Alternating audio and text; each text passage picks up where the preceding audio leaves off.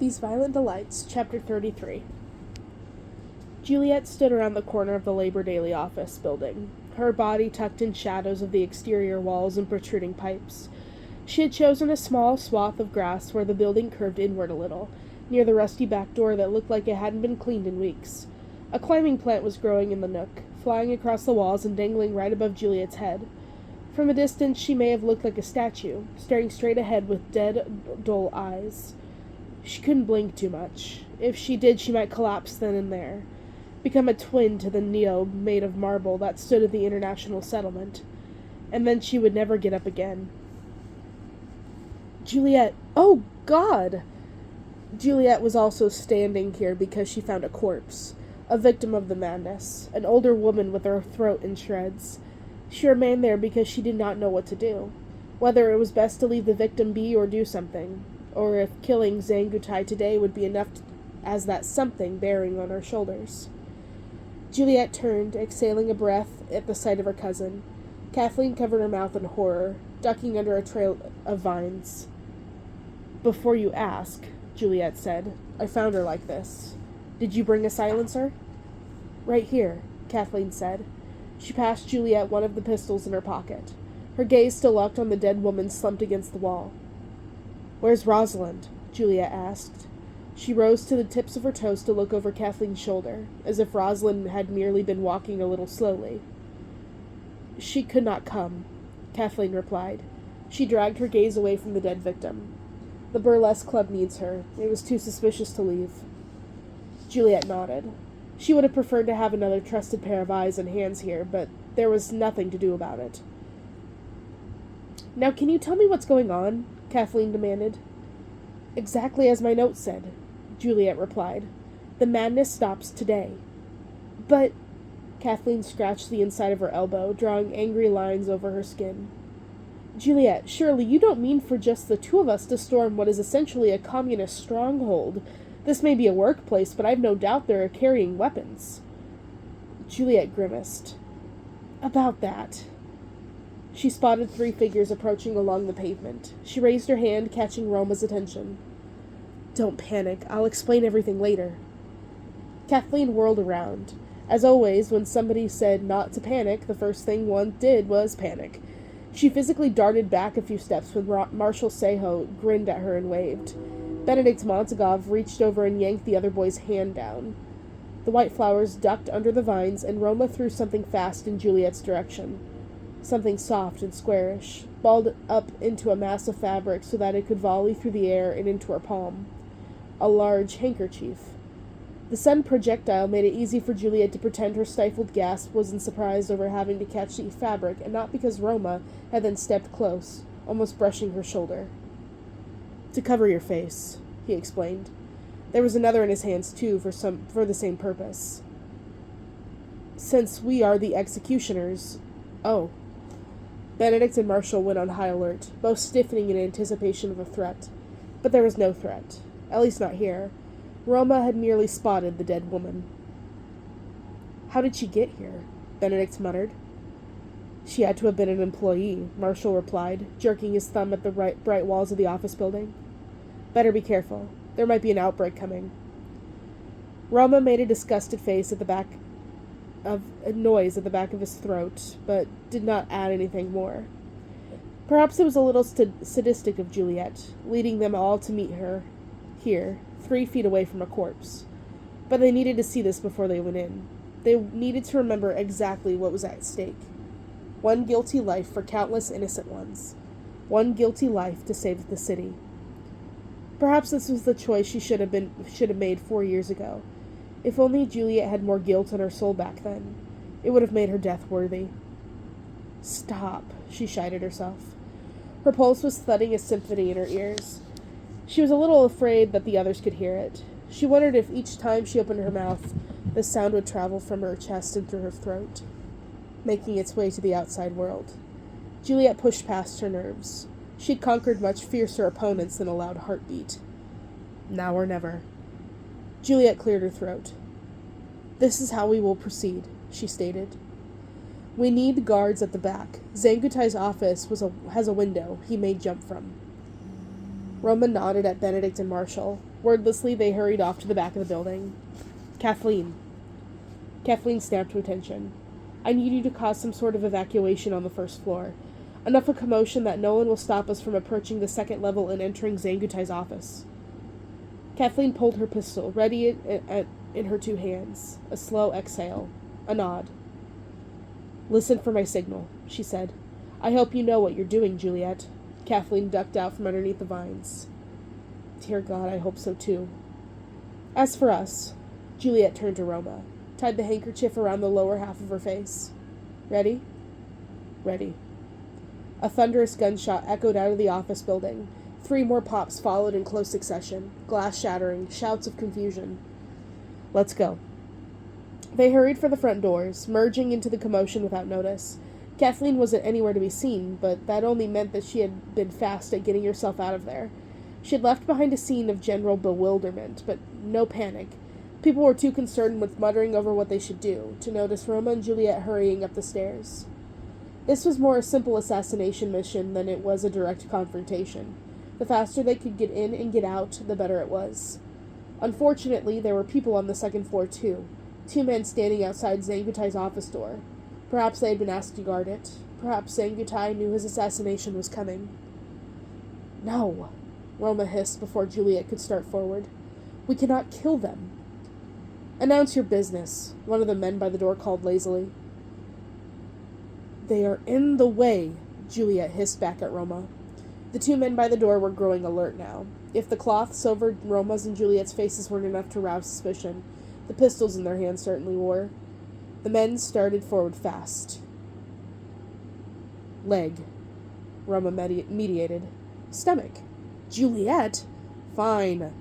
Juliet aimed and blew holes in the men's upper thighs. Merciless, they yelled out, collapsed to the ground, and she charged forward when she struck her palm against the office door. It flew back hard enough to put a dent to the wall. Watch out! Roma pulled her aside roughly, muttering a prayer under his breath. A red-hot bullet struck the door jamb where Juliet's head would have been. Zangutai stood behind his desk, aiming his gun again. His grip was unsteady. He had beads of sweat dripping down his face. Eyes turned to saucers, caught at last. What have I done to you? Zangutai demanded. He recognized them. Of course he did. It took more than one flimsy cloth to disguise Juliet Kai. What is your issue here? I have issues with your madness, Juliet answered, thunderous. I do not know what it is you speak of, Zangutai yelled. I have nothing to do with... Juliet fired. Zangutai looked down, looked at the blotch of red blooming in his white shirt. Don't, he whispered. His gun fell from his weak grasp. Instead of trying to pick it back up, his hand flopped onto his desk. He closed his hands around a framed photograph of an elderly woman, his mother. Don't. You have no quarrel with me. The Larkspur told us everything, Roma said tightly. His eyes were on the photograph in Zangutai's hands. We're sorry it has to be this way, but it must. The Larkspur? Zangutai wheezed. Blood loss sent him crashing onto the floor. He swayed, barely holding on to enough life to remain sitting. That charlatan? What does he have to say? Juliet fired again, and the communist slumped over. His blood soaked the photograph beneath him completely, until his mother's stoic expression was covered in a sheen of red. Slowly, Juliet walked over, then nudged his shoulder with her toe to roll him onto his back.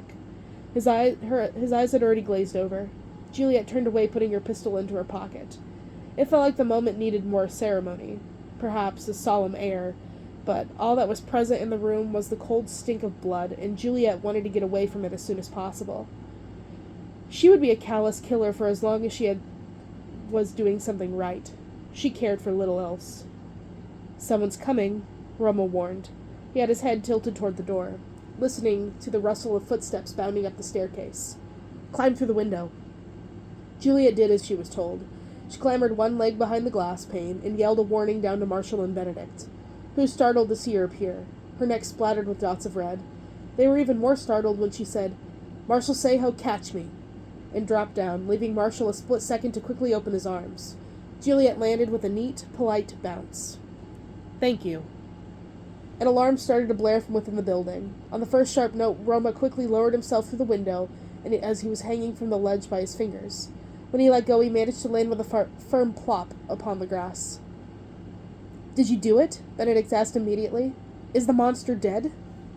Just as Roma was about to nod, Kathleen burst around the corner, her breath coming fast. "Why didn't you kill him?" she demanded. "I saw you make it to the second floor." Juliet blinked. Under the bleary sunlight, her hands were still stained with the evidence of her crime. "What do you mean?" she asked. "I did." Kathleen jerked back. She swore softly. "Then it didn't work," she breathed. "The madness. Listen." A short, sharp scream. A chorus of rough shrieking, gunshots in quick successions. "No," Juliet breathed. "Impossible." She sprinted forward. Someone called out for her, and someone else made a grab at her elbow, but Juliet shook them off, coming around the building and returning to the scene of her crime. She didn't have to push the front doors, nor as much as reach for them. Through the panel of glass running vertical down the wood, she saw 3 workers outside tear at their throats, falling in utter synchrony. "No," Juliet muttered in horror. "No, no, no!" She kicked the nearby wall. Her shoe scuffed a dirty mark into the pristine white. It hadn't worked. "Juliet, come on!" Kathleen grabbed her wrist and hauled her to the back, hauled her to the side of the building once again, right before the doors burst open, and those who were yet unaffected ran for safety. Her cousin must have intended for them to keep moving, but Juliet couldn't do it. Out of the corner of her eye, she could see that the white flowers were looking at her, were watching to see how she would react. And still she could not hold her strength. Her knees grew weak. She gave in to the fatigue without resistance and sank to the soft grass, digging her fingers into the dirt and scrunching until the cool soil was squirming in her nails. "Hey!" Police whistles. Someone must have signaled them upon hearing gunshots, or a worker inside having made the call to the nearest station begging for help. When the uniformed man came into view, however, it was no surprise that they would instead focus on the 5 gangsters lurking by the building and begin heading over. On a day like this, as revolution stirred all around the city, the police were itching to make arrests. "Go," Roma muttered under his breath to Benedict and Marshall. "Merge into the alleys until they lose you. We will reconverse on the rooftop of Jade Dragon." Jade Dragon was the restaurant not 2 blocks away from here, easily the tallest building on its street and constantly packed with customers and patrons. The sheer chaos of large restaurants meant the gangsters could often slip in and out of its tall staircases whenever they pleased, climbing to the rooftops and using them for lookouts. Benedict and Marshall shot off to the west, and Kathleen said, "Juliet, come on." But Juliet refused. "You go too, Kathleen," Juliet intoned. "Follow the same plan." "What about you? They can arrest you, but they cannot arrest me. They would not dare." Kathleen sucked in her cheeks, eyeing Juliet wearily, and then Roma, who yet remained, his arms folded. "Be careful," she whispered, before the 3 policemen approached, and she darted away, gone in a blink. "Under the jurisdiction of Scram," Roma interrupted in Russian. The police did not understand him. They did not need to. They only needed to hear the Russian, and eye his clothing before realizing that this was the heir of the White Flowers. Then their jaws grew clenched, exchanging fierce looks. Then they were forced to back away without another word, hurrying off in the direction Benedict and Marshall had run in the hopes that an arrest was not entirely lost. "Juliet," Roma said when the policeman disappeared, "you have to get up." She could not. She would not. She had surpassed anger and rage, moved into numbness instead. She had been stroking the fire in her chest for so long that she had not noticed how intensely she had been burning, and how the blaze was extinguished, and she found that nothing remained there except a charred space, hollowed where her heart was supposed to be. "Why should I?" she asked. "The Larkspur tricked us. He tricked us into doing his dirty work." With a sigh, Roma dropped to a crouch. He leveled himself with her fallen state. "Juliet, Zangotai was never guilty, yet I executed him," Juliet went on, hardly listening to Roma. "What did we even achieve? Only more bloodshed? Don't you dare," Roma said. "Don't you dare fall apart now, Dodo Daiga." Juliet's head jerked up. Her breath snagged in her throat. twisting her whole esophagus sour. What did he think he was doing? She was already down. He may as well kick her a few times just to make sure she was dead. I shot him, Juliet told Roma, as if he had not noticed. In cold blood. He was not hurting me. He begged for his life. We took a calculated risk to save millions. You fired for Elisa. For the smallest chance of saving an innocent life. Get it together. Now. Juliet breathed in. She breathed in and in and in. How many more times could she do this? How many more faux monsters could be torn down with unbidden violence in their path toward finding the real one? How was she any different from the killers that lurked in this city, the ones she was trying to stop? She didn't realize she was crying until her tears hit her hand. She didn't realize that teardrops had started running down her face faster than the pace of her rapid heartbeat until Roma's stiff posture softened and his eyes grew worried. He reached for her. Don't, Juliet managed, her breath hitching, her hand raising to knock his fingers back. I don't need your pity. Slowly, Roma lowered himself onto the ground until he too was kneeling. It is not my pity you have, he said. You made the right choice, Juliet. We hunt the monster to stop it from bringing devastation to this city. Juliet held her bloody hands out. But this is monstrosity. Roma reached for her again. This time, Juliet did not stop him. This time, he smoothed his thumbs across her cheeks to dry her tears, and he leaned into him, her head resting on his chest and his arms wrapping around her. Familiar, foreign, fitting.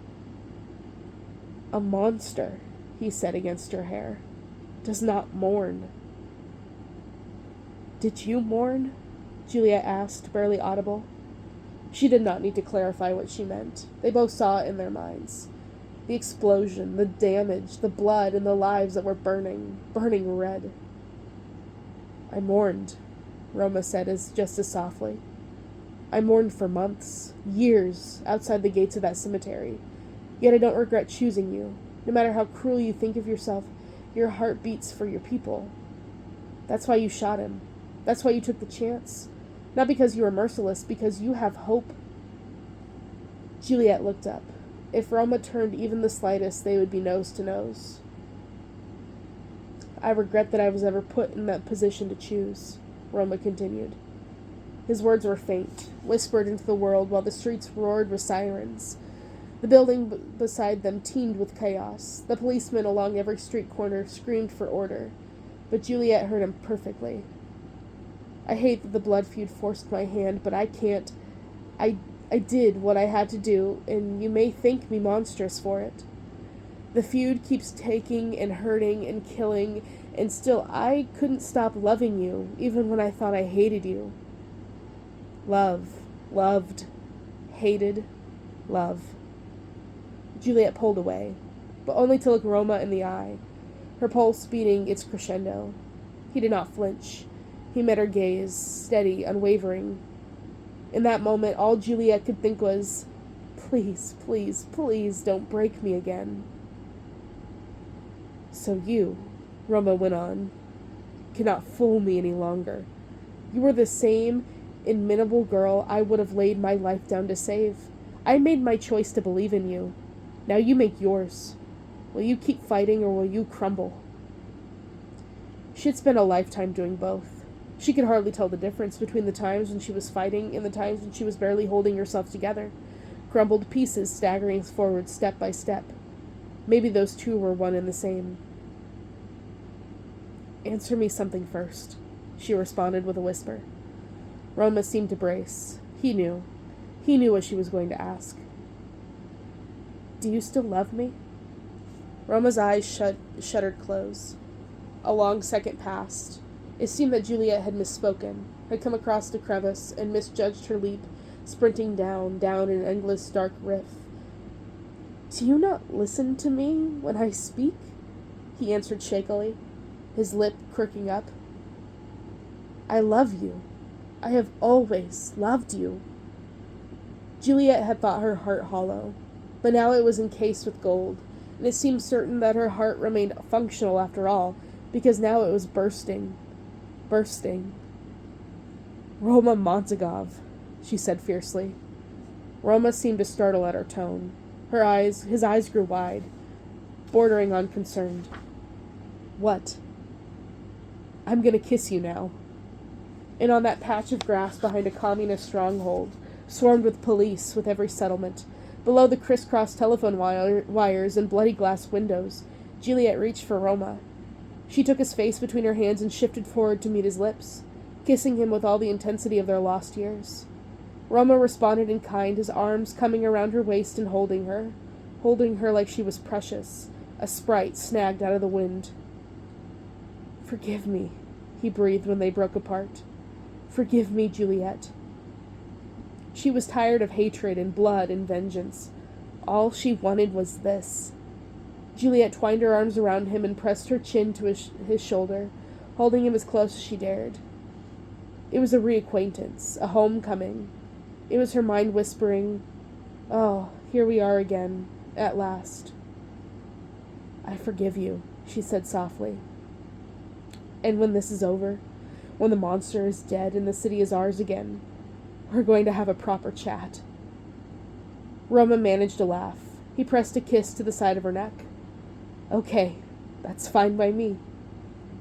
For now, Juliet released him, extended her hand. "I suppose we have a monster to find."